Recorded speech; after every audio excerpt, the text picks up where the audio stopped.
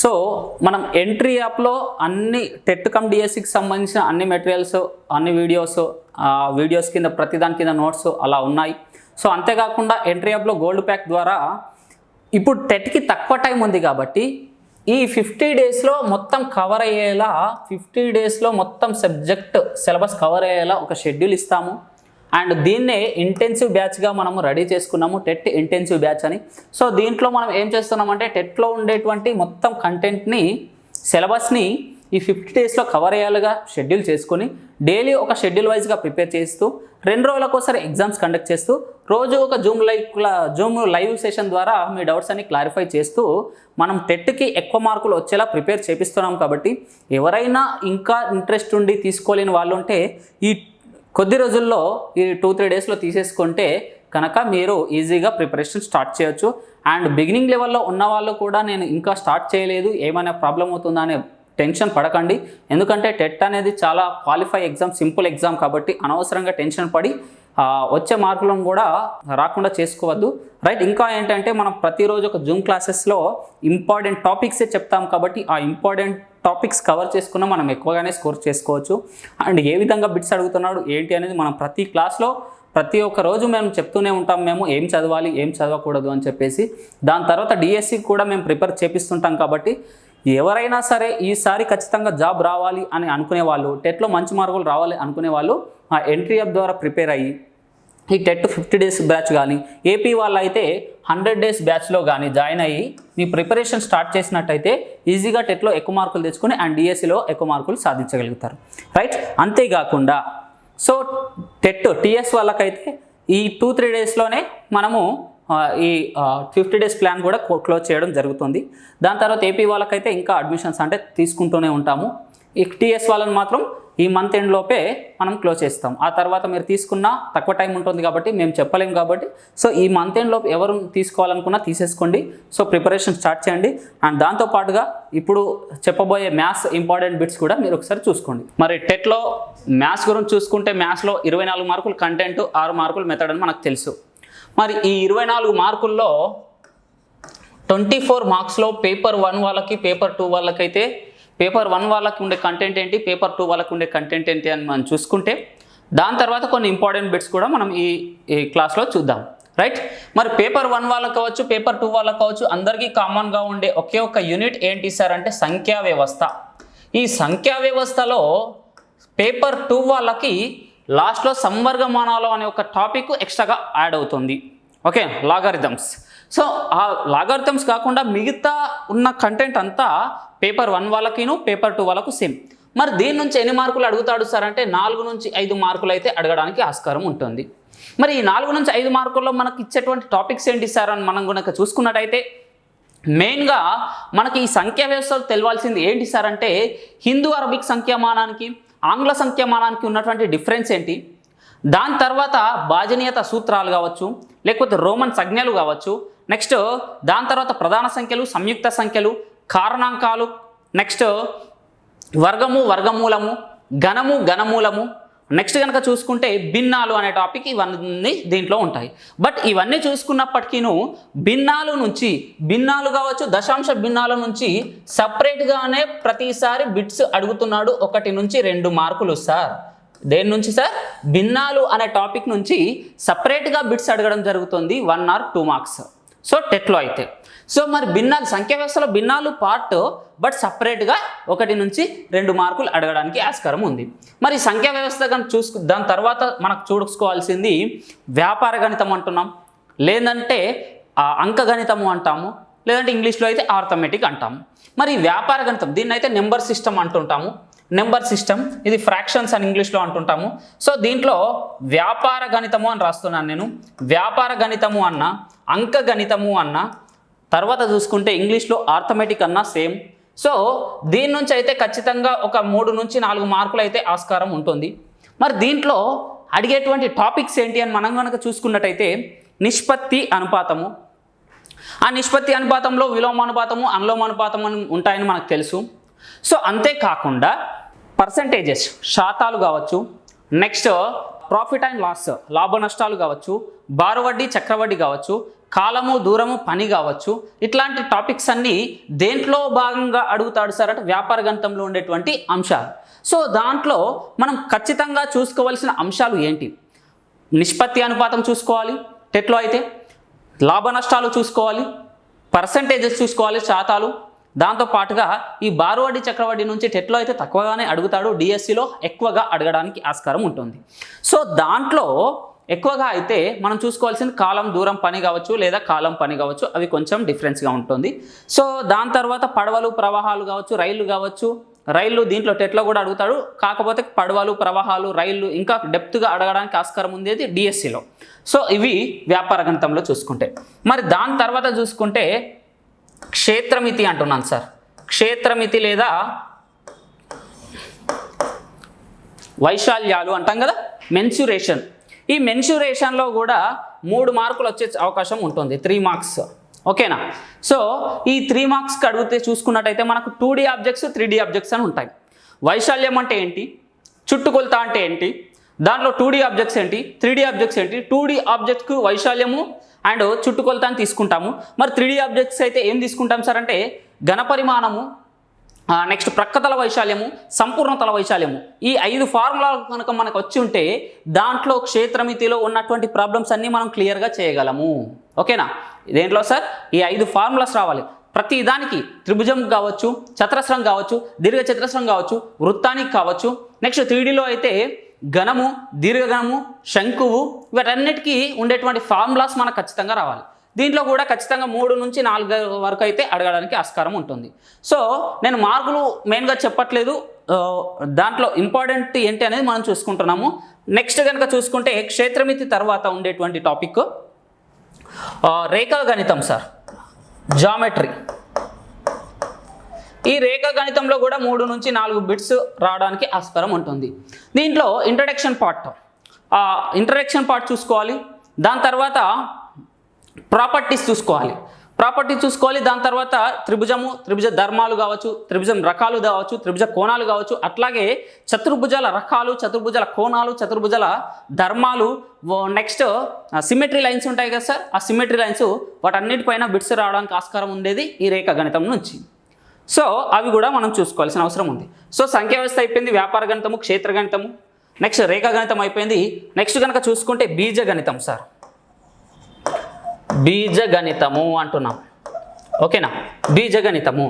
మరి బీజగణితము చూసుకుంటే ఆల్జిబ్రా అంటున్నాం. ఈ ఆల్జిబ్రా నుండి 1 or 2 మార్క్స్ వచ్చే ఛాన్సెస్ ఉన్నాయి. 2 to 3 అనుకోవచ్చు. ఓకేనా? 2 to 3 అనుకోవచ్చు. ఈ 2 to 3లో ఈ బీజగణితం నుంచి కనుక మనం చూసుకున్నట్టయితే ఈ బీజగణితంలో ఏమేమి అంశాలు ఉన్నట్టయితే దాంట్లో పరిమాణము, ఫర్ ఎగ్జాంపుల్ పదము సమాసం అంటే ఏంటో తెలియాలి. ఆ సమాస పరిమాణం గురించి కూడా మనకు తెలియాలన్నమాట. సమాస పరిమాణము, ఫర్ ఎగ్జాంపుల్ ఒక ఎక్స్ప్రెషన్ ఇచ్చేస్తాడు, ఒక సమాసం ఇచ్చేస్తాడు, దాని యొక్క పరిమాణం కనుక్కోమంటాడు, ఆ పరిమాణం గురించి అయితే కనుక్కోవాలి. దాని తర్వాత చతుర్విధ ప్రక్రియలు, బీజగణిత సమాసం ఇచ్చేసి 2 సమాసాలు ఇచ్చేసి వాటి పైన చతుర్విధ ప్రక్రియలు అడుగుతూ ఉంటాడు అన్నమాట. ప్లస్ చేయమని, మైనస్ చేయమని. అంటే ఇట్లా ఫర్ ఎగ్జాంపుల్ చూసుకున్నట్టయితే 2x + 3y - 5 అని చేసి ఇది ఏ అనుకుంటే, నెక్స్ట్ b = 3y + 2x - 7 అని చేసి ఈ రెండింటి పైన a + b అని ఇస్తాడా, నెక్స్ట్ a - b అని ఇవ్వచ్చు, లేదా a × b అని ఇవ్వచ్చు, లేదా 2a + 3b అని ఇవ్వచ్చు. ఇలా ఏ విధంగా అయినా ఇవ్వచ్చు అనమాట. సో చతుర్విధ ప్రక్రియలు అడుగుతాడు. సో వాటిపైన కూడా మనం ఫోకస్ చేసుకోవాలి, రైట్? దాంతో పాటుగా ఘాతాలు, ఘాతాంకాలు. ఓకేనా? ఘాతాంకాలు, రైట్? నెక్స్ట్ ఫార్ములాస్ ఉంటాయి కదా sir, exponents, powers and exponents, ఆ ఫార్ములాస్ కనుక మనం చూసుకుంటూ ఉండాలి ఈ టెట్లో అయితే. నెక్స్ట్ కనుక చూసుకుంటే 6th one సాంఖ్యక శాస్త్రము అంటున్నాం. సాంఖ్యక శాస్త్రము డాటా హ్యాండ్లింగ్ అంటాము, లేదంటే స్టాటిస్టిక్స్ అంటాము. ఈ డాటా హ్యాండ్లింగ్ అని కొత్తగా పేరు మార్చి అడుగుతున్నాడు, బట్ మనకైతే స్టాటిస్టిక్స్ అంటాము, లేదంటే డాటా హ్యాండ్లింగ్ కూడా అనుకుంటాము. సో దత్తాంశ నిర్వహణ సాంఖ్యక శాస్త్రంలోనే భాగంగా ఉంటుంది. సో దీంట్లో కూడా మనకి ఎన్నైనాయి సార్, 4, 4, 8, 4, 12, 4, 16, 17, 18 అంటే దీంట్లో కూడా ఎన్ని సార్, 2 మార్కులు అడగడానికి ఆస్కారం ఉంది. 20, 22 అంటే 2 నుంచి 3 మార్కులు ఇక్కడ అడుగుతాడు, 2 నుంచి 3 మార్కులు ఇక్కడ అడుగుతాడు. సో సిమిలర్గా అయితే 24 మార్కులు అయితే ఉంటుంది కాబట్టి మనకు 24 మార్క్స్ కంటెంట్ కాబట్టి దీంట్లోనే ఒక 2 ఎక్కడైనా ఎక్కువ అడగవచ్చు, తక్కువ అడగడానికి ఆస్కారం ఉంటుంది అనమాట. సో మనం ఇక్కడ కనుక చూసుకుంటే సాంఖ్యక శాస్త్రంలో మనం చూసుకున్నట్టయితే సాంఖ్యక శాస్త్రంలో మీన్ మీడియన్ మోడ్ పైనే వాటి మధ్య డిఫరెన్స్ పైనే ఎక్కువగా బిట్స్ అడుగుతున్నాడు కాబట్టి ఆ సాంఖ్యక శాస్త్రంలో మీన్ మీడియన్ మోడ్ పైన అంటే మధ్యగతం బహుళకము నెక్స్ట్ సగటు మధ్యగతం బహుళకం వాటిపైన అడుగుతాడు. ఆ ఫార్ములాస్ తెలియాలి. మళ్ళీ దాంట్లో 2 రకాలు ఉంటాయి. అవర్గీకృత దత్తాంశానికి వర్గీకృత దత్తాంశానికి సపరేట్గా ఉంటుంది కాబట్టి అవి చూసుకోవాలి. దాని తర్వాత వాటి మధ్య డిఫరెన్స్ చూసుకోవాలి. మీన్ మీడియన్ మోడ్ మధ్య ఉండేటువంటి డిఫరెన్స్ ఏంటి అని చూసుకోవాలి. సో ఇది టెట్ పరంగా మనం చూసుకోవాల్సింది. అయితే పేపర్ 2 వాళ్ళు మాత్రం ఇక్కడ సంవర్గమానాలు అనే ఒక టాపిక్ ఎక్స్ట్రాగా ఉంటుంది. అండ్ దాంతో పాటుగా ఇంకా దీంట్లోనే కొంచెం డెప్త్గా ఉన్నప్పటికీ మనకు వాళ్ళకు వేరుగా త్రికోణమితి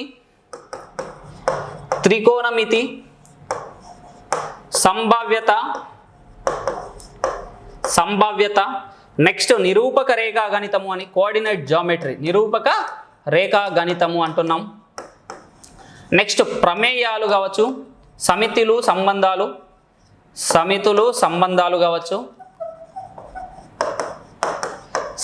సంబంధాలు కావచ్చు. ఇట్లాంటివన్నీ పేపర్ 2 వాళ్ళకి ఎక్స్ట్రా టాపిక్స్ అనమాట. సో దీంట్లోనే ఎక్స్ట్రాగా ఉంటాయి కాబట్టి ఎక్స్ట్రాగా సో పేపర్ టెట్లో అయితే వీటి నుంచి తక్కువగానే అడుగుతాడు. ఎందుకు తక్కువగా అడుగుతాడు సార్? పేపర్ 2 వాళ్ళకు మ్యాథ్స్ అండ్ సైన్స్ వాళ్ళకు ఒకటే పేపర్, కాబట్టి అంత డెప్త్గా అడగడు. వీటి నుంచి ఎక్కువ గ్యాదర్ తీసుకొని దాంట్లో 1-2 మార్కులు తీసుకునేడానికి అవకాశం ఉంది. సో బట్ డిఎస్సిలో మాత్రం మ్యాథ్స్ వాళ్ళు సపరేట్గా రాసుకుంటారు కాబట్టి సో దీని నుంచి కూడా ఎక్కువగానే తీసుకుంటాడు. ఎందుకంటే డిఎస్సిలో ఎక్కువ మార్కులు ఉంటుంది కాబట్టి వాటి నుంచి తీసుకుంటాడు. రైట్, ఇది మనకు ఉన్నటువంటి కంటెంట్లో ఉన్నటువంటి టాపిక్స్, వాటిలో ఉన్నటువంటి సబ్ టాపిక్స్ చూసుకున్నాం. మరి దీని తర్వాత కొన్ని క్వశ్చన్స్ చూద్దాం, ఇంపార్టెంట్ క్వశ్చన్ చూద్దాం. మరి ఇంపార్టెంట్ క్వశ్చన్ కనుక చూసుకున్నట్టయితే సంఖ్యా వ్యవస్థలో మెయిన్గా ప్రతిసారి టెట్లో ఒక మార్క్ అయితే ఉంటుంది ఇటువంటి టాపిక్స్ నుంచి. సో ఇటువంటి టాపిక్స్ నుంచి ఒక మార్క్ అయితే ఉంటుంది కాబట్టి సో ఇటువంటి బిట్స్ అయితే అడుగుతాడు కాబట్టి సో ఈ రోమన్ సంఖ్య ఇచ్చేసిండు.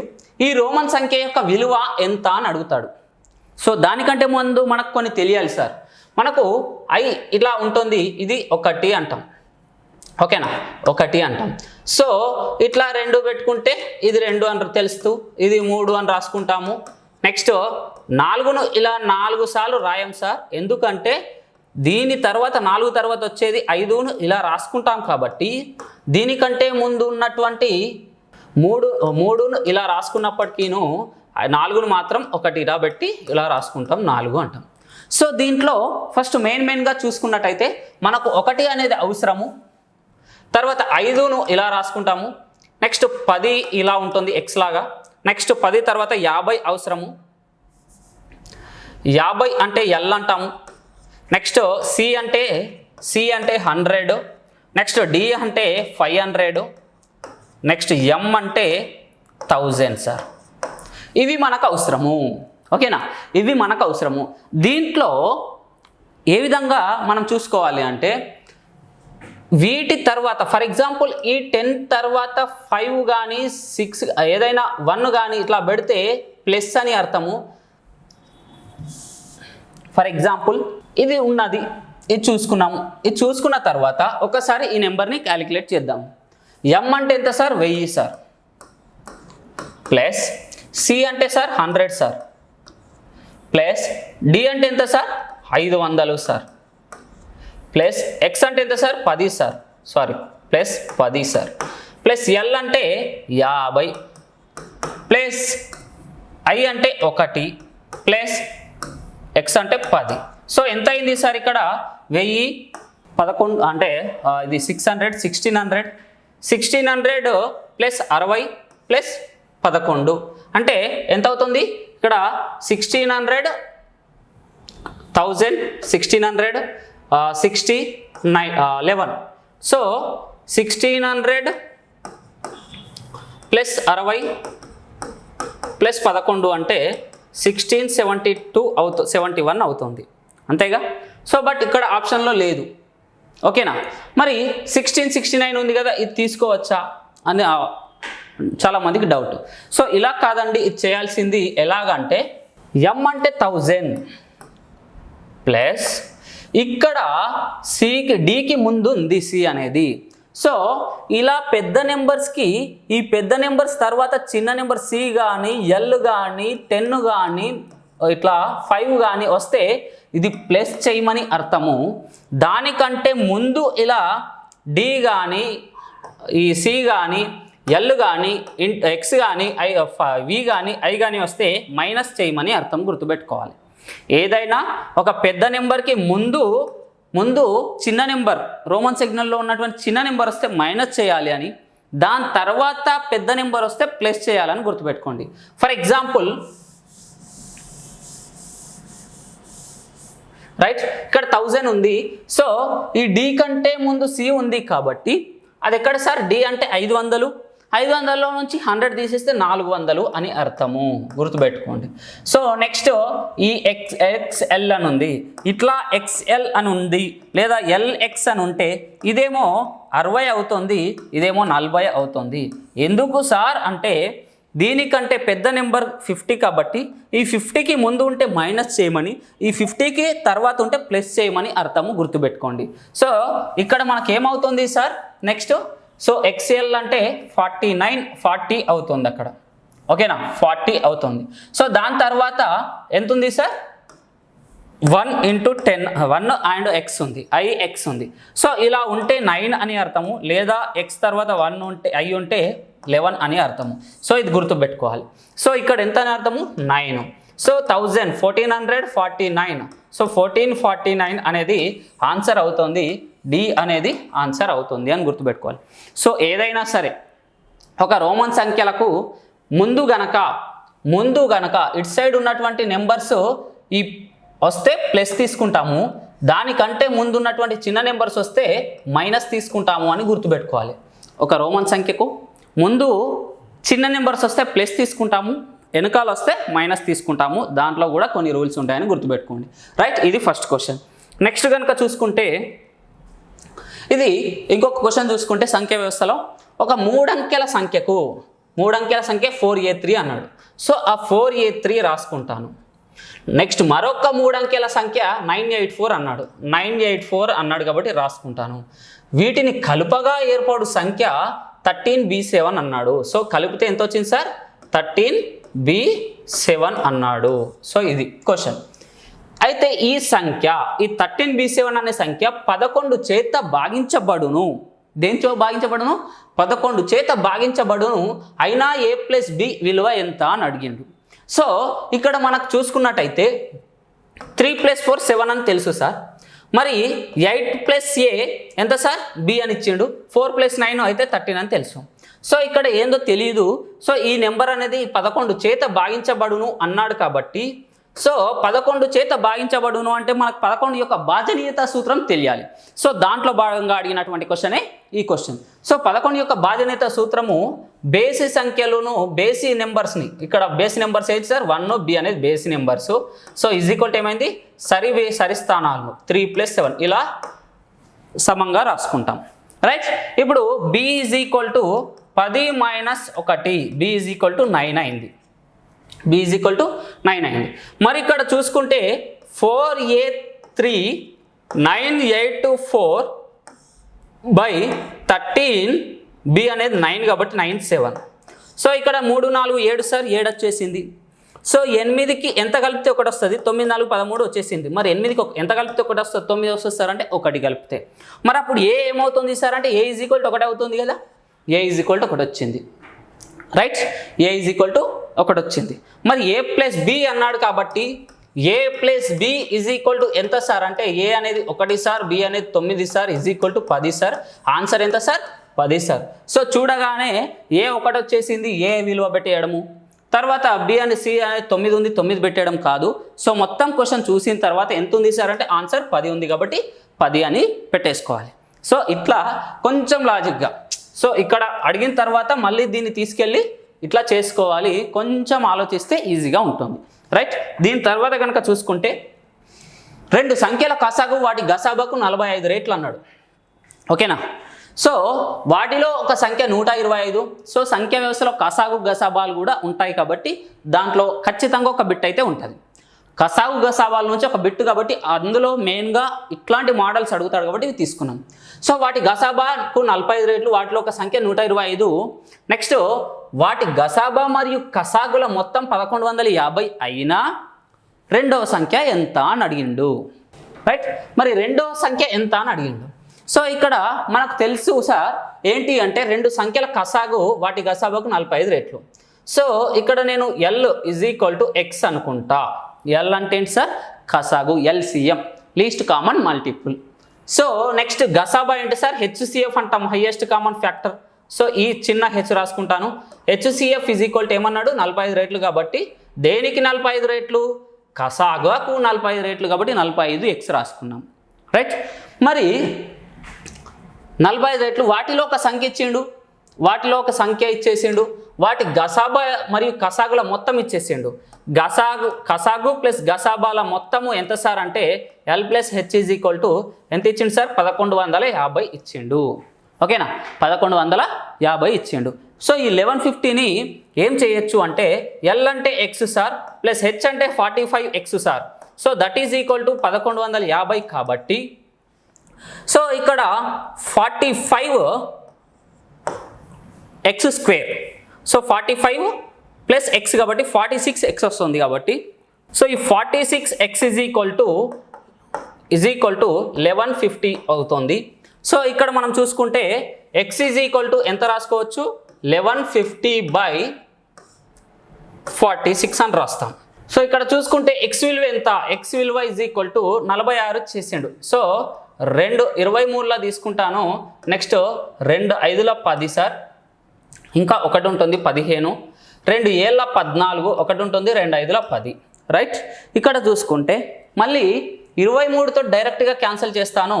23 ఎక్కం 23 రెంట్ల 46, ఇంకా 11 ఉంది, 11 ఉంది, 11 ఉంది, ఇక్కడ 5 ఉంది కాబట్టి 115/23 చేస్తే 23తో ఎన్నిసార్లు వస్తుంది సార్ అంటే 23 5లా చేసుకుంటే 5 3ల 15, 5 రెంట్ల 10, 11 కాబట్టి 115. కాబట్టి మనం ఏం చేస్తున్నాము? 23తో 23 5లా చేసుకుంటే x = ఎంత వచ్చింది సార్? 25 వచ్చింది. సో x = 25 వచ్చింది. ఈ x = 25 అనేది ఏంటి సార్? LCM. కాసాగు 23 వచ్చింది. మరి గసాబా కావాలి, గసాబా కావాలి కాబట్టి మనకు 45 × 25 తీసుకున్నా. For example 45 × 25 h ఏమిచ్చిండు? 25x అన్నాడు, సారీ. సో h = 45x అన్నాం కాబట్టి మనకు x విలువ వచ్చింది కాబట్టి h = 45 × 25 తీసుకున్నా ఇలా చేయొచ్చు. లేదంటే వాటి మొత్తం ఇచ్చిండు సార్ 1150. సో ఇక్కడ ఏమని రాయొచ్చు? L+H = 1150 కాబట్టి సో L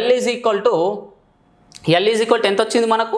మనం ఇట్లా రాసుకున్నా, ఇక్కడ రాసుకుంటున్నాం. H = 45 × 25 ఎంత వస్తుంది? 45 × 25 అంటే 25 5ల 125, 25 4 100, 100 × 12 అంటే 112. So that is equal to H 1125 వస్తుంది. లేకపోతే ఇట్లా కూడా రాసుకోవచ్చు.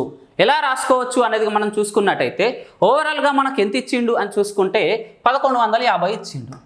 ఆ 1150లో మనకు ఎంత సార్? మనకు x విలువ ఎంత వచ్చింది? 25 వచ్చింది. సో 25 వచ్చింది కాబట్టి 25 తీసేసుకుంటే ఎంత వస్తుంది? ఓకేనా, 25 తీసేసుకుంటే ఎంత వస్తుంది సార్? 1125 వస్తుంది. సో సేమ్ దాంట్లోనే h = 1125 అని అర్థము. సో ఇది L వచ్చింది, హెచ్ వచ్చింది. అంటే ఇక్కడ మనకు ఏమొచ్చింది? కసాగు వచ్చింది అండ్ గసాబా వచ్చింది. కసాగు గసాబా విలువలు వచ్చినాయి కాబట్టి నెక్స్ట్ మనకేమన్నాడు? మొదటి సంఖ్య అండ్ రెండవ సంఖ్య. మనకు ఫార్ములా ఏంటి మరి? యాక్చువల్గా ఫార్ములా చూసుకుంటే a × b = L × g అనేది formula. a × b = L × g అనేది ఫార్ములా. ఏ అనేది తెలుసు. ఏ ఎంత ఇచ్చిండు సార్? ఒక సంఖ్య 125 ఇచ్చిండు. 125 × b = L ఎంతో తెలుసు, 25. నెక్స్ట్ g ఎంత సార్? 1125. 1125. జీ అన్న జీసీఎం అంటాం, సారీ హెచ్సిఎఫ్ అంటాం, లేదంటే జీసీఎం అంటాం. ఏదైనా గసాబానే గ్రేటెస్ట్ కామన్ మల్టిపుల్ లేదంటే హైయెస్ట్ కామన్ మల్టిపుల్ ఇట్లా అన్నా ఏదైనా సేమ్ కాబట్టి A into B is equal to L into G అంటాం. So 125 into B is equal to ఇలా రాసుకుంటే B is equal to 25 into 1125 by ఈ 125 ఇటు వస్తుంది కాబట్టి 125 రాసుకుంటాం. సో 21 1 జా 25 5 జా ఇక్కడ 1 5 2 జా ఎంత సార్ 10, ఇంకా 1 ఉంటుంది 12, 5 2 జా 10, మళ్ళీ 2 ఉంటుంది కాబట్టి 5 5 జా 25. So b is equal to ఎంత వచ్చింది 225 వచ్చింది. ఇలా చూసుకోవాలి, బి ఈజ్ ఈక్వల్ టు 225 అనేది ఆన్సర్ అవుతుంది. సో ఇట్లా అడుగుతాడు. సో ఇది కొంచెం ఫాస్ట్గా రావాలి అంటే మనకు ఈ మనము సబ్స్టిట్యూట్ చేసుకోవడం కానీ లెక్క చేసేటప్పుడు ఇంటూ ప్లస్ చేయడం కానీ ఇవన్నీ మనకు కొంచెం క్యాలిక్యులేషన్ పార్ట్ అనేది స్పీడప్ చేసుకోవాలి. ఇలా చేసుకుంటే మనకు ఈజీగా వస్తుంది. నెక్స్ట్ కనుక చూసుకుంటే ఒక దుకాణదారుడు తన వస్తువుల ప్రకటన ధరను కొన్న వేళ కన్నా 25% అధికంగా ప్రకటించాను. సో అధికంగా ప్రకటించాను, అతను ప్రతి వస్తువుపై 12% రుసుమునిచ్చిన అతనికి వచ్చు లాభ శాతం ఎంత అని అంటున్నాడు. సో ఇక్కడ ఒక దుకాణదారుడు ఏం చేసిండు సార్ అంటే ఒక వస్తువును అమ్ముతున్నాడు. ఫర్ ఎగ్జాంపుల్ ఒక మొబైల్ ఫోన్ అమ్ముతుంటే ఈ మొబైల్ ఫోన్ పైన ప్రకటన ధరను ఎంత పెట్టింది సార్ అంటే అతడు ఎంతైతే కొనుక్కున్నాడో ఆ కొనుక్కున్న దానికి 25% అధికంగా ప్రకటించిండు. దీని కాస్ట్ నేను కొనుక్కున్న దానికంట 25% అధికంగా ఎక్కువగా నేను ఫర్ ఎగ్జాంపుల్ 10,000కి నేను దీన్ని కొన్నా అంటే దీనిపైన ఇంకా 25% అధికంగా నేను కొన్న వేలను ప్రకటిస్తాను అర్థం. దాని తర్వాత అతను ప్రతి వస్తువుపై 12% రుసుమునిచ్చిన అట్లా ప్రకటించేసిన 10,000 పెట్టి కొన్న దానిపైన 25% పెట్టి ఒక పెట్టేసిన ప్రకటన వేల పెట్టేసిన దీని కాస్ట్ ఇంత అని. సో దీనిపైన మళ్ళీ నేను ఏం చేస్తున్నా అంటే 12% రుసుమునిస్తున్నా. ఓకేనా, ఈ 12% రుసుమునిచ్చినప్పటికీ అతనికి వచ్చు లాభ శాతం ఎంత అని అడుగుతున్నాడు. సో ఇక్కడ ఏంటి చేశారంటే 88కి 12% అన్నాడు. సో 100 నుంచి 12 తీసేస్తే ఎంత సార్ 88. ఈ 88కి 125 అయితే సారీ 100కి 125 అయితే 88కి ఎంత అంటున్నాడు. ఎందుకు అంటే 25% అనేది అధికంగా ప్రకటించింది కాబట్టి 125, 12% రుసుము ఇచ్చింది కాబట్టి అతనికి వచ్చే లాభ శాతం అడిగింది కాబట్టి 88కి ఎంత అంటున్నాడు. సో మనకు 100కు 125 అయింది కాబట్టి 88కి తక్కువ అవుతుందా ఎక్కువ అవుతుందా అంటే తక్కువ అవుతుంది కాబట్టి సో ఇక్కడ 88/100 ఇంటూ 125 అని రాసుకుంటాం. సో ఇక్కడ చూసుకుంటే 5 20లా అనుకోవచ్చు, 5 25లా అనుకోవచ్చు, 5 4లా, 5 5లా, రైట్. ఇప్పుడు 4 ఎక్కం 4 రెంట్ల 4 రెంట్ల. So that is equal to 22 × 5 అంటే 5 రెంట్ల 10 1 0 22 × 5 అనుకుంటే 5 రెంట్ల 10 1 0 5 రెంట్ల 10 11 110 110 అవుతుంది. సో 110 అనేది ఇక్కడ ఉండదు. మరి ఎలా తీసుకుంటాం సార్ అంటే 100 కంటే ఎంత ఎక్కువ ఉంది చూసుకోవాలి. మనకు బేస్ అనేది 100% తీసుకుంటాం కాబట్టి 100. సో 100 కంటే ఎంత ఎక్కువగా ఉంది లేదంటే ఎంత తక్కువగా వచ్చింది అనేది ఇక్కడ చూసుకోవాలి మనం. ఓకేనా, సో 100 కంటే ఎంత ఎక్కువ ఉంది సార్ అంటే 10 ఎక్కువ ఉంది కాబట్టి ఇక్కడ 10 అనేది 10% అనేది ఆన్సర్ అవుతుంది. సో లాభ శాతం ఎంత సార్ 10% అని అర్థము, ఇది ఆన్సర్ అవుతుంది అని గుర్తుపెట్టుకోండి. ఇట్లా చేసుకోవాలి, రైట్. ఏంటిది ఒక ప్రకటన ధరను అంటే ఇట్లా ప్రాఫిట్ అండ్ లాస్ పైన ఇట్లాంటి క్వశ్చన్స్ అడుగుతాడు. సో దాని తర్వాత కనుక చూసుకుంటే 35 మంది విద్యార్థులకు 24 రోజులకు అయ్యే భోజన ఖర్చు 6,300 రూపాయలు. అయితే 25 మంది విద్యార్థులకు 18 రోజులకు భోజనాల ఖర్చు ఎంత అంటున్నాడు. ఓకేనా, సో ఇక్కడ మనం చేయాల్సింది ఏంటి అంటే 35 మంది విద్యార్థులకు 24 రోజులకు 6,300 ఖర్చు అయినప్పుడు మరే అదే 25 మంది విద్యార్థులకు 18 రోజులకు ఎంత ఖర్చు అవుతుంది అని చూసుకోవాలి. ఇక్కడ చూస్తే విద్యార్థులు ఎంతమంది ఉన్నారు, ఇక్కడ రోజులు ఎన్ని ఉన్నాయి, ఇక్కడ ఖర్చు ఎంత వచ్చింది అని రాసుకోవాలి. సింపుల్గా గుర్తుపెట్టుకోండి, ఇది ఇలా చేశారంటే తొందరగా అయిపోతుంది, రైట్. ఇక్కడ 35 మంది విద్యార్థులు ఉన్నారు, 24 రోజులకు ఖర్చు ఇక్కడ 6,300 రూపాయలు. ఇది ఫస్ట్. నెక్స్ట్ 25 మంది విద్యార్థులు సార్ 18 రోజులు, రోజులు ఎన్ని సార్ 18, ఖర్చు ఎంత సార్ అంటే క్వశ్చన్ మార్క్. ఇది మనం ఫైండ్ అవుట్ చేయాలి. ఇది ఫైండ్ అవుట్ చేయాలి అంటే మనం ఏం చేయాలి చూడండి. ఇప్పుడు ఫస్ట్ ఫస్ట్ చూసుకున్నట్టయితే ఈ రోజులను నేను మర్చిపోతున్నాను, రోజుల పైన చేయి పెట్టేశాను, రోజులు అనేది నాకు కనిపించట్లేదు. విద్యార్థులు ఖర్చే కనిపిస్తుంది. విద్యార్థులు ఖర్చు చూసుకుంటే 35 మంది విద్యార్థులకు 6,300 రూపాయలు అయింది సార్. సో ఓకేనా, 35 మంది విద్యార్థులకు 6,300 రూపాయలు అయింది. మరి 25 మంది విద్యార్థులకు ఎంత అవుతుంది అంటే తక్కువ అవుతుందా ఎక్కువ అవుతుందా?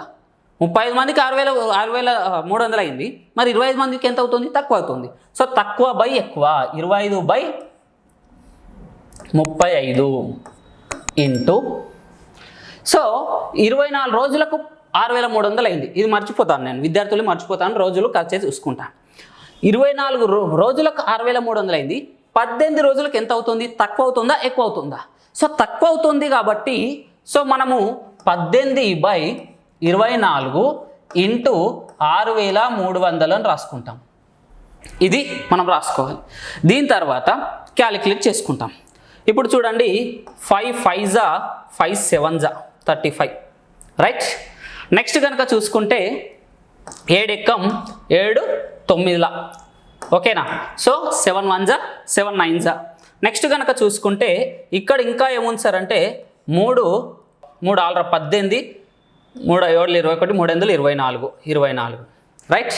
నెక్స్ట్ కనుక చూసుకుంటే ఇంకా ఏమవుతుంది సార్ అంటే 2 3 6 3 24. సో 2 4లా రాసుకోవచ్చు, 2 ఏమని రాసుకోవచ్చు సార్, 2 4 8 10 ఉంటుంది. 10 అంటే 2 4 8, మళ్ళీ 2 ఉంటుంది 20. 2 సారీ ఇక్కడ ఎలా చేద్దాం, సో 6,300 కాబట్టి దీన్ని క్యాన్సిల్ చేసినాం, 9 తోటి 900 వచ్చింది. సో ఇక్కడ ఏం చేయొచ్చు సార్ అని మనం చూసుకున్నట్టయితే ఇక్కడ 8 వస్తుంది కాబట్టి సో 4 రెంట్ల అంటున్నాము, ఓకేనా. 4 రెంట్ల 8, ఇంకా ఒకటి ఉంటుంది 10 ఉంటుంది. 10 అంటే 4 రెంట్ల 8, సో 20, 4 5 20 అవుతుంది. సో 2 ఎక్కం 2 ముళ్ళ, రైట్, అయిపోయింది. ఇంకా చేయాల్సింది ఏం లేదు. సో ఇక్కడ 225 ఇంటూ 5 ముళ్ళ 15 కాబట్టి 15తో డైరెక్ట్గా చేస్తే 15 5 75, 15 2 30 37, 3 7, 15 2 30 33, 3 3 3 75 ఉందా సార్? ఉంది. ఎక్కడుంది? బిలో ఉంది. సో ఇలా చేసుకోవాలి, రైట్. కొంచెం క్యాలిక్యులేషన్ దగ్గరన ఈ పార్ట్ దగ్గరనే మనము లేట్ చేస్తుంటాము, అది కూడా కొంచెం ఫాస్ట్ చేసుకుంటే సరిపోతుంది. సో ఇది మాత్రం ఇలా ఇచ్చినప్పుడు రాసుకోండి. రాసుకున్న తర్వాత ఇది మూసేయండి, దాన్ని పోల్చుకోండి, ఏది తక్కువనా ఏది ఎక్కువనా చూసుకొని తక్కువ బై ఎక్కువనా ఎక్కువ బై తక్కువనా చూసుకొని రాసేయండి. దాని తర్వాత విద్యార్థులు మూసేయండి, రోజులు ఖర్చు చూసుకోండి, అది రాసేయండి. అలా చేసుకుంటే కనుక ఈజీ అవుతుంది, రైట్. 5th క్వశ్చన్ చూద్దాం. సో ఇక్కడ యాంగిల్ PQR = యాంగిల్ XYZ అని అడిగిండు. సో ఇక్కడ నేను ఒక డయాగ్రామ్ గీసుకున్నాను సార్. ఇలా డయాగ్రామ్ కనుక గీసుకుంటే ఇది ఏమవుతుంది అంటే యాంగిల్ PQR అనుకుంటాను, ఓకేనా. నెక్స్ట్ ఇంకొక డయాగ్రామ్ గీసుకుంటాను. ఇది ఏమవుతుంది సార్ అంటే యాంగిల్ ఏమవుతుంది? YXZ అవుతుంది, YXZ అనుకుంటాను. ఇది YXZ అనుకుంటాను. సో ఇక్కడ PQR అన్నాడు కాబట్టి PQ, ఇది R ఇలా తీసుకోవాలి. నెక్స్ట్ YXZ అన్నాడు కాబట్టి ఇది Y, ఇది X, ఇది Z ఇలా తీసుకోవాలి, రైట్. ఇప్పుడు చూడండి, అయితే యాంగిల్ P = యాంగిల్ X అన్నాడు, angle Q = Y, angle QR = Z, and P = Y, Q = X, R = Z. అంటే కింది వాటిలో సత్య ప్రవచనాన్ని ఎంపిక చేయమన్నాడు. ఏ మాత్రమే సత్యం అంటున్నాడు, బి మాత్రమే సత్యము, ఏబీలు 2 సత్యము, ఏబీ 2 అసత్యం అన్నాడు. మనకి తెలియాలంటే అక్కడ డయాగ్రామ్ చూసుకోవాలి. ఏంటి సార్ అంటే ఇక్కడ సర్వసమానము అన్నాడు కాబట్టి 2 ఈక్వల్గా ఉండాలి, 2 ఈక్వల్గా అని చెప్పినప్పుడు ఇక్కడ కూడా ఈక్వల్గా ఇచ్చాడు. సో దీనికి సేమ్ రిలేటెడ్గా ఎక్కడ ఉంది సార్? ఇక్కడ ఉంది, చూసుకోండి జాగ్రత్తగా. సో యాంగిల్ P = ఏమవుతుంది సార్ అంటే యాంగిల్ Y అవుతుంది అని గుర్తుపెట్టుకోండి. నెక్స్ట్ Q = ఏమవుతుంది సార్ అంటే X అవుతుంది. యాంగిల్ Q = యాంగిల్ X అవుతుంది అని అర్థం, right. Next angle R = angle Z అవుతుంది. యాంగిల్ R = యాంగిల్ Z అవుతుంది కాబట్టి సో ఇది ఎక్కడుంది? యాంగిల్ P = Y ఉంది, యాంగిల్ Q = X ఉంది, యాంగిల్ R = Z ఉంది. సో ఇది అనేది B ఒక్కటే ఉంది కాబట్టి B మాత్రమే సత్యము అనేది గుర్తుపెట్టుకోండి, ఓకేనా. ఇట్లాంటివి ఆల్రెడీ ప్రీవియస్ బిట్లో అంటే ప్రీవియస్ క్వశ్చన్స్ ఏ మోడల్లో అడుగుతున్నాడు అనేది మోడల్స్ తీసుకొని నేను చెప్తున్నాను. సో ఆ మోడల్లో రావడానికి ఆస్కారం ఉంది కాబట్టి నేను చాలా ప్రీవియస్ పేపర్స్ చూసాం కాబట్టి ఇలా చెప్తున్నాను. సో మీరు కూడా ప్రీవియస్ పేపర్స్ అన్ని తిరిగేయండి, దాంట్లో ఏ మోడల్లో ఎక్కువగా అడుగుతున్నాడో చూడండి, ఆ మోడల్స్ అనేది ఎక్కువగా ప్రాక్టీస్ చేయండి. సో ఎక్కువగా అడిగేటువంటి మోడల్స్ ఒక 15 మోడల్స్ తీసుకొని నేను చెప్తున్నాను ఇక్కడ, అంతకుమించి వేరే ఏం లేదు. రైట్, ఇవే ఇస్తాడా? కాదు. ఇవే ఇవ్వడా? కాదు. వస్తుండొచ్చు, రాకపోతుండొచ్చు, బట్ మోడల్ మాత్రం ఇలా అడిగాడు కాబట్టి నేను అవి తీసుకొని ఎక్స్ప్లెయిన్ చేస్తున్నాను. రైట్, నెక్స్ట్ కనుక చూసుకుంటే 4 పూర్ణ సంఖ్యల్లో మొదటి 2 పూర్ణ సంఖ్యల సగటు ఇచ్చిండు 102 అని, మొదటి 3 కనిష్ట సంఖ్యల సగటు 103 ఇచ్చేసిండు, మొత్తం 4 పూర్ణ సంఖ్యల సగటు 104 ఇచ్చేసి గరిష్ట పూర్ణ సంఖ్యను కనుగొనుము అంటున్నాడు. రైట్, మనం రెడ్ కలర్ ఎందుకు పెట్టామంటే గరిష్ట పూర్ణ సంఖ్యను కనుక్కోవాలి. మరి ఇక్కడ చూస్తే మనం x1 ప్లస్ x2 4 పూర్ణ సంఖ్యలు అన్నాడు కాబట్టి నేను 4 పూర్ణ సంఖ్యలు ఏంటి సార్ అంటే మనకు తెలియదు, నాకైతే తెలియదు సార్, మీకు తెలుసో లేదో తెలియదు. x2 x3 x4 అనుకున్నాను. ఇది x1 x2 x3 x4లో ఫస్ట్ ఏమన్నాడు అంటే 2 పూర్ణ సంఖ్యలు సగటు 102.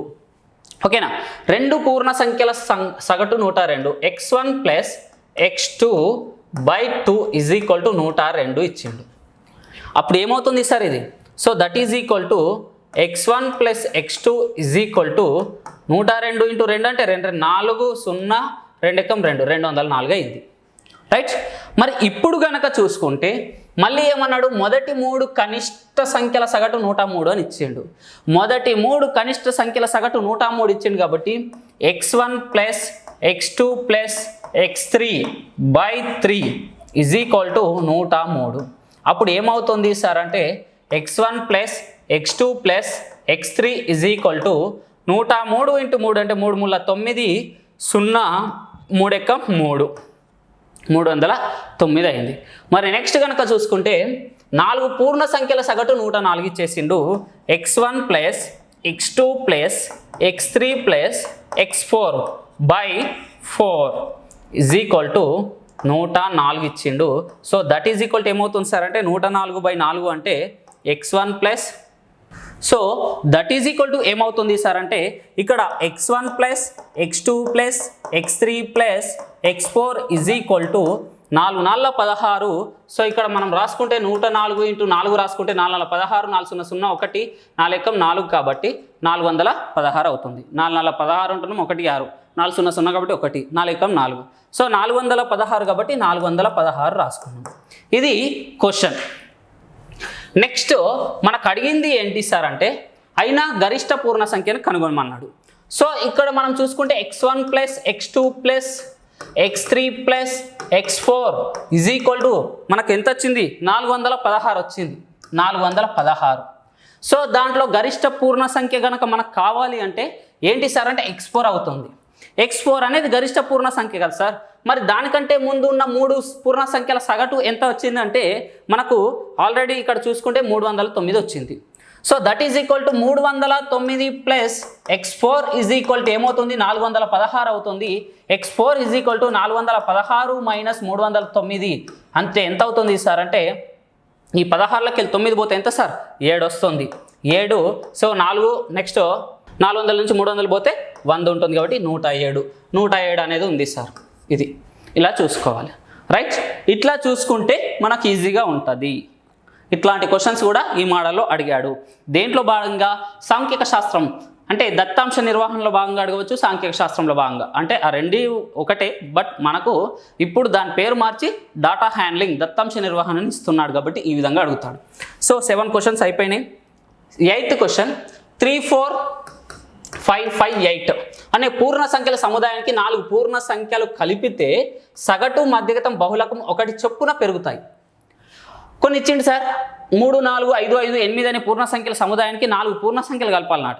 కలిపితే అప్పుడు సగటు మధ్యగతం బహుళకం ఒక్కొక్కటి పెరుగుతాయి. అలా పెరిగితే అయినగా కొత్తగా చేర్చిన సముదాయంలో గరిష్ట పూర్ణ సంఖ్య ఎంత? ఇది క్వశ్చన్ చూస్తే ఇంత ఉంది, చేస్తే ఇంత వస్తుంది. చూద్దామా? చూద్దాం. ఫస్ట్ 3 4 5 5 8 ఇచ్చిండు. వీటి సగటు కనుక చూసుకుంటే 3 + 4 + 5 + 5 + 8 సగటు. ఓకేనా, మీన్. ఓకేనా, మీను గనక చూసుకుంటే యావరేజ్ చూసుకుంటే బై ఎన్ని ఉన్నాయి సార్, 1 5 ఉన్నాయి కాబట్టి 5. So that is equal to 3 4 7 17 17 8 అంటే ఎంత సార్, 25 వస్తుంది. సో అట్లా చేసుకున్న 8 10 18 22 3 25 కాబట్టి 25/5. ఓకేనా, 25/5 అంటే 5 5ల 25. సో 5 ఏంది, సగటు అనేది 5 వచ్చింది. దాని తర్వాత మధ్యగతం అడుగుతున్నాడు కాబట్టి మరి మధ్యగతం కనుక చూసుకుంటే మధ్యగతము మీడియన్. సో మీడియన్ కనుక చూసుకుంటే ఈ మధ్యలో ఉన్నది చూసుకుంటాను, ఇటు 2 పోయినాయి ఇటు 2 పోయినాయి, మధ్యలో ఉంది 5 ఉంది కాబట్టి 5 అనేది మధ్యగతం. మరి బహుళకం కనుక చూసుకుంటే మోడ్, బహుళకం కనుక చూసుకుంటే మోడ్ ఏమవుతుంది అంటే దీంట్లో ఎక్కువగా ఉన్న నెంబర్స్ ఏమిటి సార్ అంటే 5 5 ఎక్కువగా ఉన్నాయి కాబట్టి 5 అనేది మోడ్ అవుతుంది. సో ఇది ఇక్కడ వరకు అయిపోయింది. సో దాని తర్వాత మనము మళ్ళీ ఇంకేమంటున్నాడు అంటే 4 పూర్ణ సంఖ్యలను ఎక్స్ట్రాగా తీసుకోవాలి. ఆ 4 పూర్ణ సంఖ్యలు ఏవి అనుకుంటే x1 x2 x3 x4 ఇలా అనుకున్నా కానీ, ఓకేనా, అనుకున్నా కానీ ఇక్కడ ఏమంటున్నాడు అంటే వాటిని తీసుకుంటే కలిపితే సగటు మధ్యగం బహుళకం ఒకటి చొప్పున పెరుగుతాయి. సో ఇక్కడ సగటు అనేది ఒకటి చొప్పున పెరుగుతుందంట, మధ్యగతం ఒకటి చొప్పున పెరుగుతుందట, బహుళకం ఒకటి చొప్పున పెరుగుతుంది. బహుళకం ఒకటి చొప్పున పెరుగుతుంది అంటే ఏమవుతుంది సార్ అంటే 6 అవుతుంది కదా. బహుళకం ఒకటి చొప్పున పెరుగుతుందంటే 6 అవుతుంది కదా.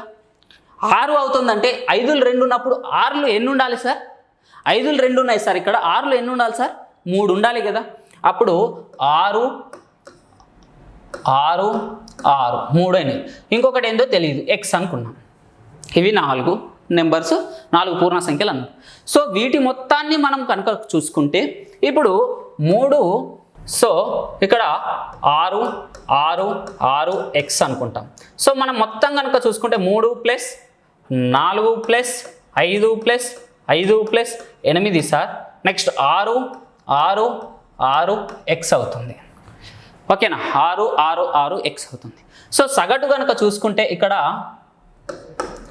ప్లస్ పెట్టుకుంటాను, ప్లస్ పెట్టుకుంటే సగటు కనుక చూసుకుంటే మొత్తము ఇక్కడ వరకు 25 వచ్చిందని తెలుసు. 25 + 18 ఎంత సార్ అంటే 18 5 8 13 అవుతుంది. 2 3 4 43 అవుతుంది. సో 43 ఎక్స్ ఇది ఎంత సార్, 1 2 3 4 5 6 7 8 9 9 అవుతుంది. సో ఇక్కడ ఏమవుతుంది 43 + x బై 9 అవుతుంది. సో సగటు ఎంత ఇచ్చిండు సార్ మనకు ఆల్రెడీ ఇక్కడ ఈజ్ ఈక్వల్ సగటు అనేది ఒకటి చొప్పున పెరుగుతున్నాడు అన్నారు కాబట్టి 6 తీసుకున్నాను. So that is equal to 43 + x is equal to 9 54 అవుతుంది. ఓకేనా, 9 54 అవుతుంది. So that is equal to x is equal to 54 - 43 ఎంత వస్తుంది సార్, 11 వస్తుంది. సో 11 అనేది ఉందా అంటే ఇక్కడ ఉంది. So that is equal to ఇది ఆన్సర్ అని చెప్పుకోవచ్చు.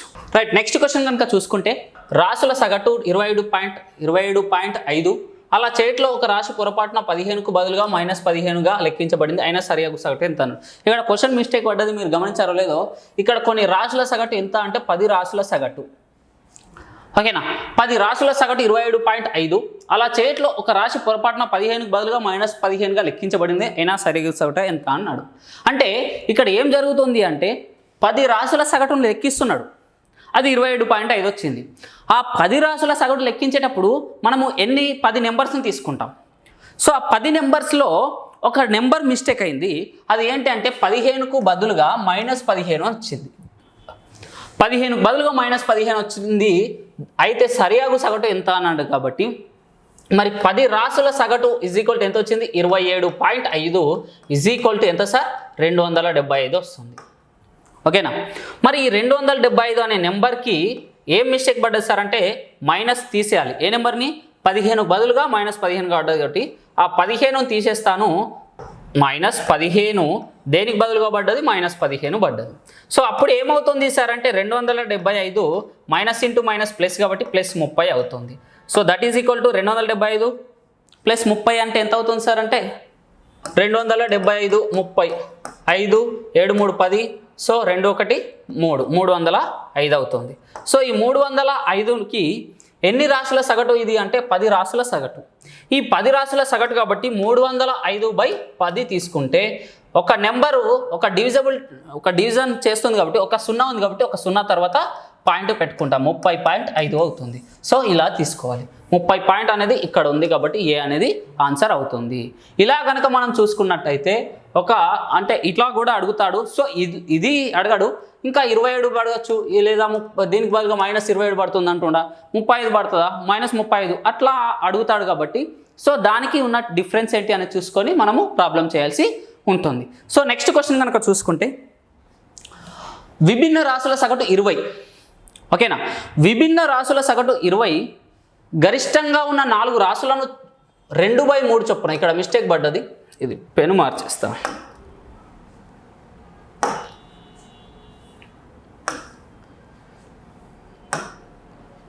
ఇది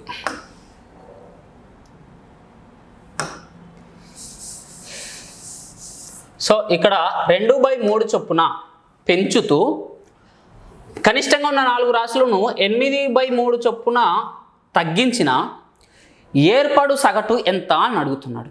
ఓకేనా, ఏర్పడు సగటు ఎంత అని అడుగుతున్నాడు. సో ఇక్కడ కనుక మనం చూసుకుంటే రైట్, ఏంటి సార్, విభిన్న రాశుల సగటు 20 ఇచ్చిండు, గరిష్టంగా ఉన్న 4 రాశులను 2/3 చొప్పున ఎన్ని విభిన్న రాశులను ఇవ్వలేదు కదా, ఒక్క నిమిషం, సారీ ఇక్కడ మిస్టేక్, 9 విభిన్న రాశుల సగటు 20, 9 విభిన్న రాశుల సగటు 20 గరిష్టంగా ఉన్న 4 రాశులను 2/3 చొప్పున పెంచుతూ కనిష్టంగా ఉన్న 4 రాశులను 8/3 చొప్పున తగ్గించిన ఏర్పడు సగటు ఎంత అన్నాడు. కాబట్టి 9 విభిన్న రాశుల సగటు 20 కాబట్టి 9 × 20 = 180 అవుతుంది. సో 180 ప్లస్ ఎన్ని సార్, 4 × 2/3 మైనస్ 8 × 8/3, 4 రాశులను 4 × 8/3 × 8/3 ఇంటూ అని రాసుకోవాలి. రైట్, ఇక్కడ కనుక మనం చూసుకున్నట్టయితే 180 ప్లస్ 4 రెట్లు 8, 8/3 మైనస్ 4 × 8 అంటే 32, 4 ఇందులో 32/3. So that is equal to 180 plus 32 నుంచి 8 తీసేస్తే 24 ఉంటుంది కాబట్టి 24 so that is equal to 180 minus 24/3 వస్తుంది. ఓకేనా, 180 మైనస్ 24/3 అంటే 3 ఎక్కం 3 ఎందుల 24. So that is equal to 180 minus 8 తీసుకుంటే 172. ఈ 172 అనేది ఏంటి సార్ అంటే 9 రాశులు సంఖ్య, దాని సగటు తీసుకుంటే 172/9 అవుతుంది. కాబట్టి మనం దీన్ని చేయాలంటే ఇలా చేసుకుంటే బెటర్. సో 9 ఎక్కం 9 సార్, 9 పోతే ఎంత ఉంటుంది సార్ అంటే 8 ఉంటుంది, 82, 9 9 81. సో ఇంకా ఎంత ఉంది సార్ అంటే 1 ఉంది. కాబట్టి దీన్ని ఏ విధంగా రాసుకోవచ్చు అంటే 19 1/9గా రాసుకోవచ్చు. ఈ 19 1/9 ఎక్కడ ఉంది సార్ అంటే సిలో ఉంది, ఇది సిలో 19 1/9. కొంచెం ఇది ఏది, ఇది బి, ఇది సి, ఇది డిది అన్నమాట. సో కొంచెం మిస్టేక్ పడ్డది చూసుకోండి. సో 19 1/9 అంటే సిలో ఉంది అని చెప్పుకోవచ్చు. సో ఇలా చేసుకోవాలి. ఇది ఏంటి మనకున్నటువంటి క్వశ్చన్. నెక్స్ట్ క్వశ్చన్ కనుక చూసుకుంటే X 3x² x × 3x² - 108 divided by 3x × x - 6 ఎంత అని అడుగుతాడు. సో అలా రాసుకుంటే x × 3x² - 108 by 3x x - 6 అని రాస్తాం. సో అప్పుడు x క్యాన్సిల్ అవుతుంది. సో ఇక్కడ 3 కామన్ తీస్తే x² - 108/3 అంటే ఎంత వస్తుంది సార్, క్యాన్సిల్ చేస్తే 3 × 9 18, 3 × 18 కాబట్టి 36 ఉంటుంది అన్నమాట. ఓకేనా, 36 ఉంటుంది. So that is equal to ఏమవుతుంది సార్ అంటే ఇక్కడ బై 3 × x - 6 వస్తుంది. సో 3 క్యాన్సిల్ అవుతుంది. సో x² - 36/x - 6 ఉంది. ఓకేనా, ఇప్పుడు దీన్ని ఏం చేయొచ్చు సార్, x - 36ని ఏం చేయొచ్చు అని కనుక మనం చూసుకున్నట్టయితే ఈ x² - 36ని x² - 6² రాసుకోవచ్చు. అవునా, x² - 6² రాసుకోవచ్చు. అలా రాసుకుంటే గనక ఎక్స్ స్క్వేర్ మైనస్ 6 స్క్వేర్ అవుతుంది, ఎక్స్ మైనస్ 6 అవుతుంది. అప్పుడు మనకు తెలిసినటువంటి ఒకే ఒక్క ఫార్ములా ఏంటి సార్ అంటే A plus A square minus B square is equal to A plus B into A minus B అనేది మనకు తెలియాలి. ఓకేనా, A plus B into A minus B అని తెలుసు. So that is equal to ఇప్పుడు x plus 6 into x minus 6 by x minus 6 అవుతుంది. So that is equal to ఇది cancel అవుతే మిగిలింది ఎక్స్ ప్లస్ 6 మిగులుతుంది, కాబట్టి ఎక్స్ ప్లస్ 6 అనేది ఆన్సర్ అవుతుంది. ఇది question, right. Next question. So X plus 1 by X is equal to 3 అయినా X square plus 1 by X square is equal to ఎంత అంటున్నాడు. సో ఇక్కడ చూసుకుంటే X plus 1 by X is equal to 3 అన్నప్పుడు దీన్ని ఏం చేసుకోవాలంటే స్క్వేర్ ఆన్ బోత్ సైడ్స్ అంటున్నాను. స్క్వేర్ ఆన్ బోత్ సైడ్స్ అంటే ఇరువైపులా వర్గం చేస్తే ఏమవుతుంది సార్ అంటే X plus 1 by X whole square is equal to 3 square అవుతుంది. So X square plus 1 by X square into 2ab అంటే plus 2 into X into 1 by X అవుతుంది. ఎక్స్ క్యాన్సిల్ అవుతుంది, ఈజ్ ఈక్వల్ టు 9 అవుతుంది, right. అప్పుడు గనక మనం చూసుకున్నట్టయితే ఇక్కడ X square plus 1 by X square plus 2 is equal to 9 అవుతుంది. కాబట్టి X square plus 1 by X square is equal to 9 minus 2 is equal to ఏమవుతుంది 7 అవుతుంది. సో 7 ఏడ ఉంది సార్ పెట్టిస్తాము. కాకపోతే సింపుల్గా షార్ట్ కట్లో కనుక మనం చూసుకుంటే ఏం లేదు, ఇక్కడ 3 అన్నాడు కాబట్టి 3 స్క్వేర్ ఎంత సార్ 9 అవుతుంది అని గుర్తుపెట్టుకోండి. సో 9 తర్వాత ఇక్కడ ప్లస్ ఇచ్చిండు కదా, ఓకేనా, ఇక్కడ ప్లస్ అడుగుతున్నాడు, ఓకేనా. ఇక్కడ చూసుకోండి ప్లస్ అడుగుతున్నాడు, ప్లస్ అంటే మనం మైనస్ తీసుకోవాలి అంతే. ప్లస్ అంటే మైనస్ అంటే ప్లస్ తీసుకోండి, ఎందుకంటే ఇక్కడ ఏ ప్లస్ బి ఇక్కడ ప్లస్ ఇస్తే ఏమవుతుంది ఇటు సైడ్ తీసుకొస్తే మైనస్ అవుతుంది. ఓకే, ఇక్కడ ప్లస్ ఉంటే ఇటు సైడ్ తీసుకొస్తే మైనస్ అవుతుంది, ఇటు సైడ్ మైనస్ ఉంటే ఇటు సైడ్ తీసుకొస్తే ప్లస్ అవుతుంది. కాబట్టి మనం ఏం చేస్తామంటే 9 మైనస్ 2 ఈజ్ ఈక్వల్ టు 7 అని రాసుకుంటాము. So that is equal to ఇది సింపుల్ షార్ట్ కట్లో తీసుకుంటే సింపుల్గా చూసుకున్నట్టయితే ఇది ఓవరాల్గా ఫార్ములా ప్రకారంగా చూసుకున్నట్టయితే అని చెప్తాం. ఇలా చూసుకోవాలి, రైట్. Next question. ఇది కూడా సేమ్ కనుక చూసుకుంటే x7 plus 1 by x7 is equal to -1 ఇచ్చాడు, ఓకేనా. దీన్ని స్క్వేర్ ఆన్ బోత్ సైడ్స్ అని కనుక చూసుకుంటే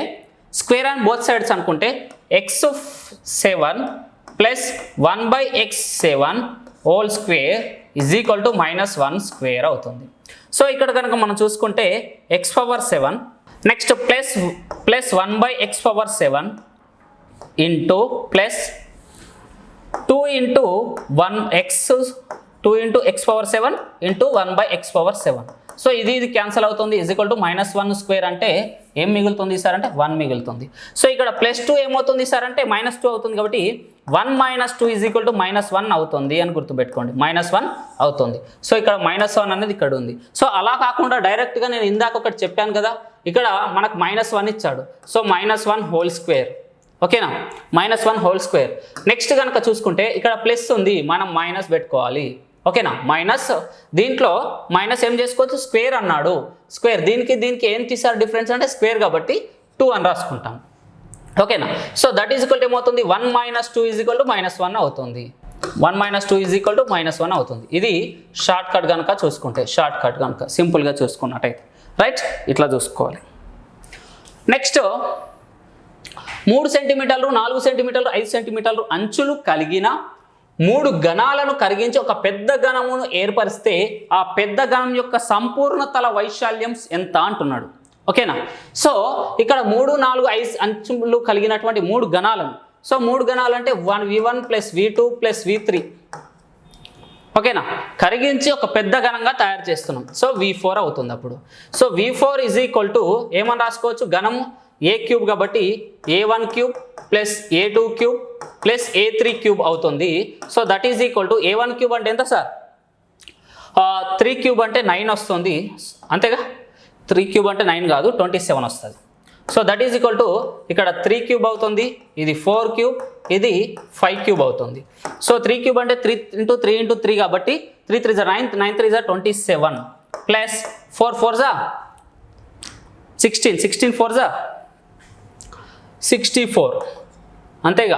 4 16, 16 64. సో నెక్స్ట్ 125 అవుతుంది ఇది.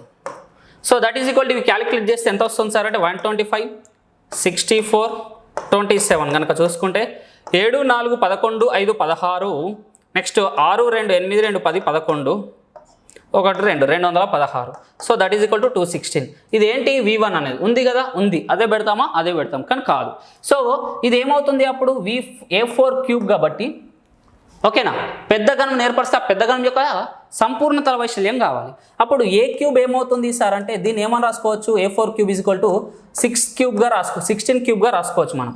సో 6 6 36, 36 ఇంటూ 6 అంటే 6 6 36, 6 18 19 20 21, 6 క్యూబ్గా రాసుకోవచ్చు. A4 cube is equal to 6 క్యూబ్గా రాసుకోవచ్చు, ఇట్లా రాసుకోవచ్చు, రైట్. మరి ఇప్పుడు అడిగింది ఏంటి సార్ అంటే సంపూర్ణ తల వైశాల్యం అడిగిండు. సంపూర్ణ తల వైశాల్యం ఫార్ములా ఏంటి సార్ అంటే 6a². అదే ప్రక్క తల వైశాల్యం ఫార్ములా అంటే 4a² అనుకుంటాము. సంపూర్ణ తల వైశాల్యం ఫార్ములా అంటే 6a² అనుకుంటాం. 6a² is equal to 6 into A అంటే ఎంత సార్ 6 కాబట్టి 6². సో 6 ఇంటూ 6² అంటే 6 క్యూబ్ అవుతుంది. ఇది కూడా 216 అవుతుంది. కాబట్టి ఇక్కడ ఆన్సర్ ఉందా సార్ అంటే ఉంది. సో ఇది ఆన్సర్ అవుతుంది. సో అలా చూసుకోవాలి. ఇది మనకు ఈ ఘనం గురించి ఇచ్చినప్పుడు మెయిన్గా కావాల్సింది ఘన పరిమాణం ఫార్ములా తెలుసుకోవాలి, సంపూర్ణతల వైశాల్యం ఫార్ములా తెలుసుకోవాలి, ప్రక్కతల వైశాల్యం ఫార్ములా తెలుసుకోవాలి. సంపూర్ణతల వైశాల్యం అంటే ఏంటి సార్ అంటే మొత్తం చుట్టూ ఉన్న 4 గోడలతో పాటుగా పైన కింద విత్ టాప్ అండ్ బాటమ్ను తీసుకుంటే అది సంపూర్ణతల వైశాల్యం అవుతుంది. ప్రక్కతల వైశాల్యం అంటే చుట్టూ ఉన్న 4 గోడలను మాత్రమే తీసుకుంటే అది ప్రక్కతల వైశాల్యం అవుతుంది. With excluding top and bottom అంటే పైనను కిందను తీసుకోకపోతే అది ప్రక్కతల వైశాల్యం అవుతుంది. గుర్తుపెట్టుకోండి. ఘన పరిమాణం అంటే మొత్తం ఓవరాల్గా దాంట్లో ఉన్నటువంటి దాన్ని తీసుకుంటే అది ఘన పరిమాణం అవుతుంది. ఇది చూసుకోవాలి. నెక్స్ట్ కనుక చూసుకుంటే లాస్ట్ క్వశ్చన్ 25 సెంటీమీటర్స్ పొడవు, 15 సెంటీమీటర్ వెడల్పు, 8 సెంటీమీటర్ల ఎత్తు కొలతలుగా గల దీర్ఘగణం ఘన పరిమాణము. ఓకేనా. ప్రతి భుజం 16 సెంటీమీటర్లుగా గల సమగణం ఘన పరిమాణం మధ్య తేడా ఎంత అని అడుగుతున్నాడు. సో ఇక్కడ దీర్ఘగణ ఘన పరిమాణం కనుక్కోవాలి. సో దీర్ఘగణం ఘన పరిమాణం అన్నా కానీ ఏ క్యూబే కాబట్టి L into b into h అంటాం కాబట్టి so V is equal to L into b into h అంటాం. సో దీర్ఘగణం అయితే అదే ఘనం అయితే ఏ క్యూబ్ అని రాస్తాం. సో ఇక్కడ 25 ఇంటూ 15 ఇంటూ 8 తీసుకుంటే ఏమవుతుంది సార్ 25 ఇంటూ 15, 15 5ల 75, 15 2ల 30, 37, 375 ఇంటూ 8 రాసుకుంటే 8 5లు 40, 8 ఏళ్ళు 7 56, 56 4 అంటే 60 అవుతుంది. 6 0, 8 3 24, 6 30 అవుతుంది. So 3000. So that is equal to ఇక్కడ 3000 అవుతుంది. V ఈజ్ ఈక్వల్ టు దేనిది దీర్ఘగణం ఘన పరిమాణం. నెక్స్ట్ 16 సెంటీమీటర్లుగా గల సమగణం ఘన పరిమాణము ఎంత అంటే so A cube is equal to 16 cube అంటాము. సో 16 క్యూబ్ అంటే 16 ఇంటూ 16 ఇంటూ 16గా రాసుకుంటాము. సో 16 ఇంటూ 16 అంటే మనకు ఎంత వస్తుంది సార్ అంటే 16 ఆల్రా 96. సో 16 ఎక్కం 16, 16 9 అంటే ఎంత వస్తుంది సార్ 25 వస్తుంది. 256. ఈ 256 ఇంటూ 16 అంటే 16 ఆల్రా 96. నెక్స్ట్ 16 5లు నెక్స్ట్ కనుక చూసుకుంటే 16 ఆల్రా 96. Next 16 5లు 80, 80 plus 9 89, 8 9. Next 16 ఎంట్ల 32 8 40 4096. So that is equal to 4096 అవుతుంది. So A cube is equal to ఘన పరిమాణం అన్నాడు కాబట్టి so that is equal to 4096 వచ్చింది. ఈ 4096 మనకు అడిగింది తేడా అడిగిండు. So 4096 minus 3000 is equal to ఎంత సార్ 1096 ఘనపు సెంటీమీటర్లు అవుతుంది అని గుర్తుపెట్టుకోండి. ఇది ఎక్కడుంది సార్ అంటే బిలో ఉంది. ఇది ఆన్సర్. సో అలా అడుగుతాడు కాబట్టి డిఫరెన్స్ అలా చూసుకోవాలి. సో 15 క్వశ్చన్లు చూసుకున్నాము. నెక్స్ట్ ఇక్కడితో మనకు ఈ 15 ఇంపార్టెంట్ మోడల్స్ చూసుకున్నాము కాబట్టి ఆ మోడల్సే మీరు ఎక్కువగా ప్రాక్టీస్ చేయండి. ఆ మోడల్స్లోనే ఎక్కువగా రావడానికి ఆస్కారం ఉంటుంది. అండ్ ఇంకొకటి ఏంటంటే మీరు చేయాల్సింది ప్రీవియస్ పేపర్స్ని ఎక్కువగా చూడడం. ఆ ప్రీవియస్ పేపర్స్ని ఎక్కువగా చూసినట్టయితే ఏ మోడల్లో బిట్స్ అడుగుతున్నాడు అనేది క్లారిటీ వస్తుంది. సో ఆ మోడల్లోనే ఎక్కువగా బిట్స్ అడుగుతుంటాడు కాబట్టి ఆ బిట్స్నే ఎక్కువగా మనం ఆ మోడల్స్ని ఎక్కువగా ప్రాక్టీస్ చేసినట్టయితే మినిమము ఖచ్చితంగా 15 నుంచి 20 మార్కుల పైనే మ్యాథ్స్లో వస్తుంది. నాన్ మ్యాథ్స్ వాళ్ళు చేయాల్సింది ఇదే. మ్యాథ్స్ వాళ్ళు అంటే ఎలా ఇచ్చినా దాన్ని ఏదో చేసేసి అయినా ఆన్సర్ రాబట్టిస్తారు. నాన్ మ్యాథ్స్ వాళ్ళు చేయాల్సింది ఏంటంటే ఏ మోడల్లో బిట్స్ అడుగుతున్నాడు, ఏ టాపిక్లో ఏ చాప్టర్లో ఏ టాపిక్ అనేది ఇంపార్టెంట్. సంఖ్యా వ్యవస్థలో తీసుకుంటే కాసావు గాసావు పైన బిట్స్ అడుగుతాడు ఒకటన్నా, అది చూసుకోవాలి. భిన్నాల నుంచి ఒక బిట్ వస్తుంది కాబట్టి దాన్ని చూసుకోవాలి. అంతేకాకుండా భాజనేత సూత్రాలు ఇంపార్టెంట్ కాబట్టి దాన్ని చూసుకోవాలి. రోమన్ సంజ్ఞాల నుంచి ఒక బిట్ వస్తుంది కాబట్టి దాన్ని చూసుకోవాలి. అంతేకాకుండా ప్రధాన సంఖ్యల నుంచి ఒక బిట్ వస్తుంది కాబట్టి దాన్ని చూసుకోవాలి. అలా చూసుకొని అవి కాకుండా ప్రీవియస్ బిట్స్ ఏ మోడల్లో అడుగుతున్నాడు, ఎట్లా అడుగుతాడు, ఏ మోడల్స్లో ఎక్కువగా అడుగుతాడు అని చూసుకొని ఈజీగా 15 నుంచి 20 మార్కుల లోపు నాన్ మ్యాథ్స్ వాళ్ళు స్కోర్ చేయడం కోసం ఈ విధంగా చెప్పడం జరుగుతుంది. And thank you everyone.